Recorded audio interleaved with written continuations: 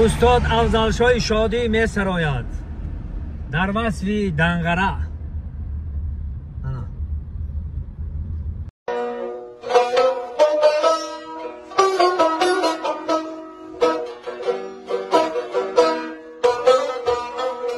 دنغره دشت سبزی سرنویشتی، دنغره ملکی نغزی راست شدی گم بیشتی.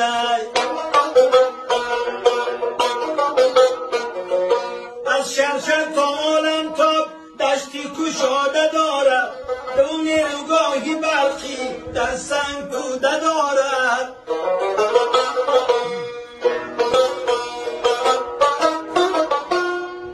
بلند و خوش منظره بیل سفو پوشینگی، بلند و خوش منظره بیل سفو پوشینگی. او طرفی دنجره کلاب و خوابلینگی، او طرفی دنجره کلاب و خوابلینگی. بالا برای 20,000 پایان فرای 320، بالا برای 20,000 پایان فرای 320.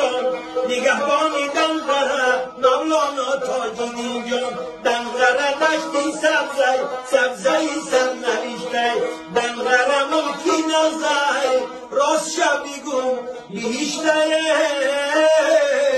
راست شبی گم بیشتی.